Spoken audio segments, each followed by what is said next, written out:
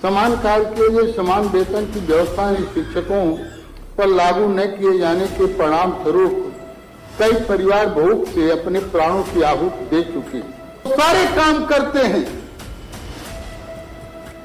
सारी योग्यता रखते हैं, मजदूर की श्रेणी में भी रखने की आवश्यकता नहीं समझी।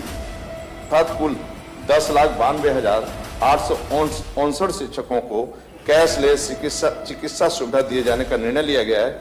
प्रदेश की तत्कालीन कांग्रेस सरकार द्वारा पूरी माध्यमिक शिक्षा को निजी हाथों में सौंपने हेतु किए गए अभ्यास में इस कार्य अध्याय की शुरुआत वर्ष 1987 में इंटरमीडिएट शिक्षा अधिनियम की धारा 7 के अंतर्गत स्थापित होने वाले माध्यमिक विद्यालयों को अंतरिम व्यवस्था के रूप में शासन द्वारा वित्त विहीन मान्यता प्रदान की गई थी, जो आज तक पूरे प्रदेश की माध्यमिक शिक्षा व्यवस्था को पौंग बना दिया है। लगभग 39 वर्ष बीत जाने के बाद भी वह तथाकथित अंतरिम व्यवस्था दुनिया की आश्चर्य के रूप में आज भी प्रचलित है। तत्कालीन सरकार ने यह व्यवस्था मात्र 2 वर्ष के लिए आर्थिक संसाधन की कमी का बहाना बना करके लागू की थी।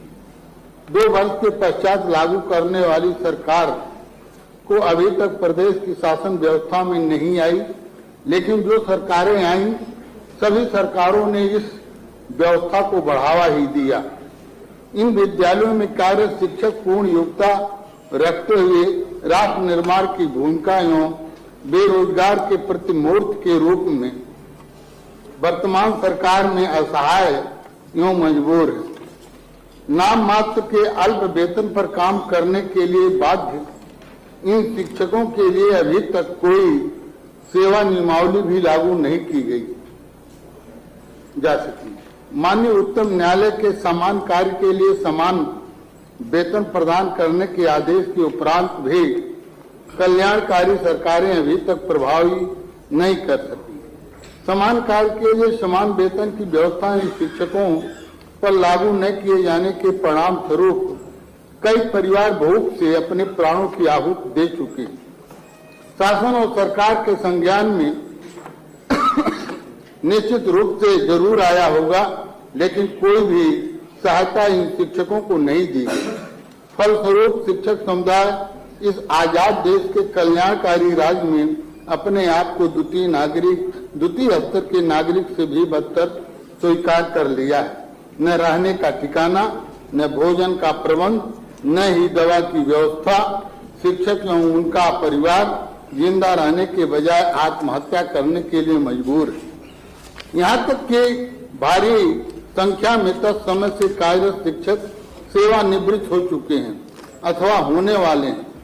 ऐसी परिस्थितियों में बुद्धिजीवियों में, अभिभावकों, शिक्षकों और छात्रों में सरकार के प्रति भारी रोष एवं आक्रोश व्याप्त है। स्थिति गंभीर एवं चिंताजनक है। प्रदेश के शिक्षकों द्वारा चारों ओर से इंटरमीडिएट शिक्षा अधिनियम 1921 के अनुसार सेवा नियमावली बनाने और समान कार्य के लिए समान वेतन प्रदान करने की मांग की जा रही है। अतः इस अविलंबनीय लोक मत के सुनिश्चित परस्पर समान कार्य के लिए समान वेतन देने के संबंध में सरकार से चर्चा करने के लिए यह सदन अपना आज का कार्य स्थगित करता है। माननीय सभापति जी, यह जब सदन चलते हैं, आहूत किए जाते हैं, तो यह प्रकरण जरूर नियम के अंतर्गत जरूर आता है, क्योंकि यह एक बहुत बड़ा संवेदनशील प्रकरण है और इस प्रदेश की आबादी जो भी है, कोई 22 करोड़ कहता है, कोई 25 करोड़ कहता है, जो भी हो, एक और एक तो नहीं मालूम है, लेकिन इस बड़े प्रदेश में जहां पूरी माध्यमिक शिक्षा व्यवस्था इन वित्त विहीन विद्यालयों के शिक्षकों में कहा जाए कि 80% 75% शिक्षा व्यवस्था इन्हीं के हाथ में है, तो वह निश्चित है, सत्य है। लेकिन आज हम कहां जा रहे हैं? हम 2047 का मिशन देख रहे हैं। हम विश्व गुरु बनने की ओर चल रहे हैं। संविधान में वर्णित मौलिक अधिकार में एक अधिकार यह भी है कि समानता का अधिकार, समान कार्य के लिए समान वेतन। माननीय न्यायालय ने भी कहा है कि समान कार्य के लिए समान वेतन दिया जाना, लेकिन नहीं मालूम क्या है। सरकार, इनकी संख्या 3 लाख से अधिक भी नहीं है मानकर, क्योंकि वह सब लिखा हुआ माध्यमिक शिक्षा परिषद के पोर्टल पर है। कोई अधिकारी यह नहीं कह सकता, कोई सरकार यह नहीं कह सकती कि हमको जानकारी नहीं है। सब लिखा है, वो सारे काम करते हैं, सारी योग्यता रखते हैं, लेकिन सरकार मजदूर की श्रेणी में भी रखने की आवश्यकता नहीं समझी।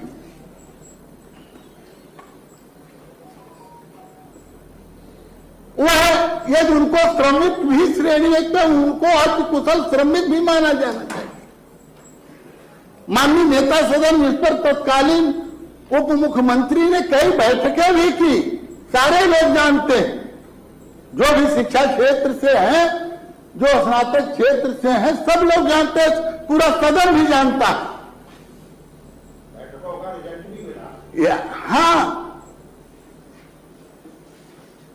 लेकिन इन शिक्षकों के लिए कुछ किया नहीं गया मानव।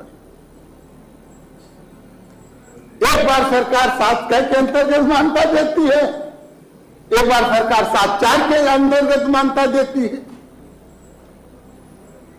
लेकिन उसे भी अंशकालिक से वित्तविहीन से छुटकारा नहीं मिल रहा। सरकार जो अपने करती है उसका भी नहीं हो पाता है मानव। अब भूखे भजन में हो तो पाला मानवर। जिस प्रदेश का शिक्षक भूखा है, ज्ञान का सागर सूखा है मानवर, क्या वह प्रदेश बिना शिक्षकों के चलेगा?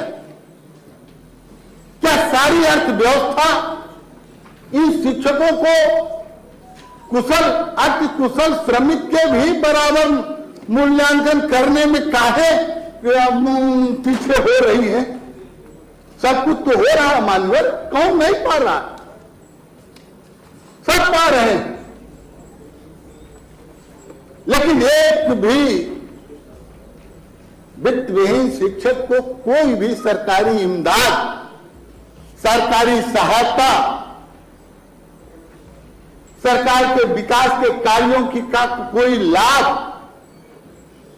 कोई बता दे। जो हमारे माननीय सदस्य हैं, सबके पास पड़ोस घर के तमाम इन विद्यालयों में हैं, सबके पास आते हैं, सारे सब जनप्रतिनिधि हैं, सब महत्वपूर्ण हैं, लोकप्रिय हैं, सबके पास आते हैं। एक सरकार ने कहा कि हमारी अर्थव्यवस्था नहीं ठीक है, हम 2 वर्ष पे करेंगे। अब जब 2 वर्ष के बाद दूसरी सरकार आई मानवर, तो उसने उस पर कोई ध्यान नहीं दिया और बढ़ावा दे दिया। अब उसमें जैसे एक स्पर्धा हो गई कि कोई एक कॉलेजों में अंशकालिक शिक्षकों की या वित्तविहीन मान्यता दी, तो कोई आया तो पूरा दे दिया, तो फिर कोई आया तो महाविद्यालयों को भी दे दिया, कोई फिर आया तो विश्वविद्यालयों को भी दे दिया, टेक्निकल कॉलेजों को भी दे दिया।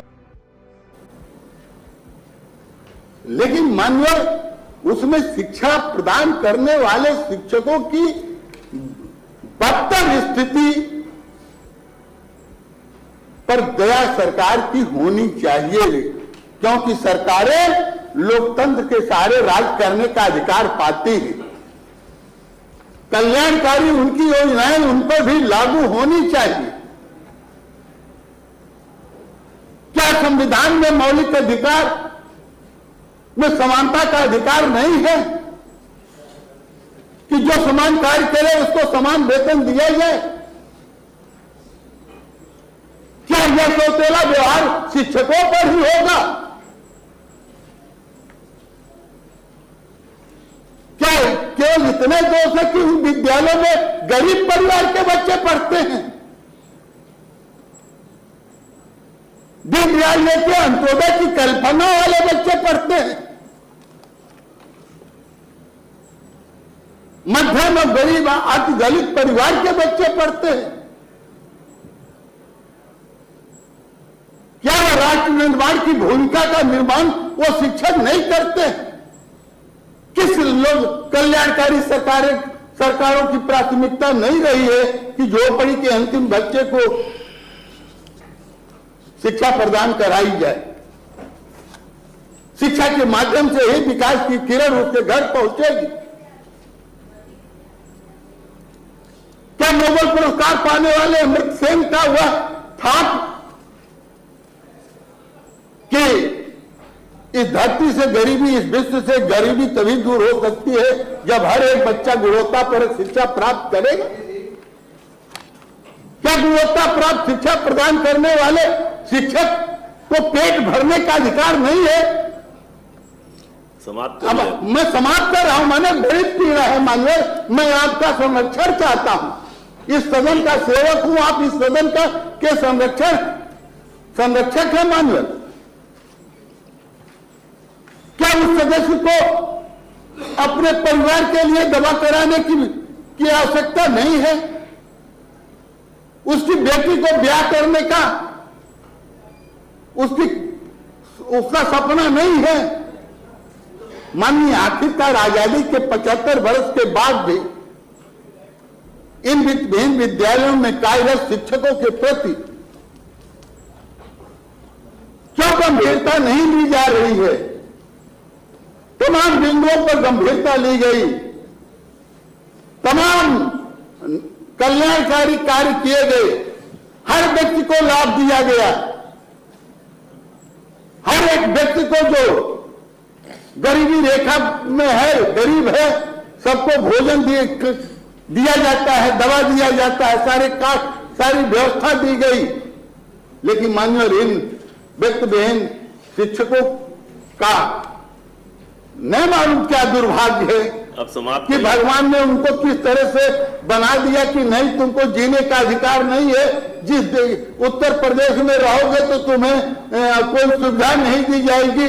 तुम चाहे राष्ट्र निर्माण का काम करो, चाहे जो काम करो, तुम्हारा कोई पुरसा हाल नहीं रहेगा।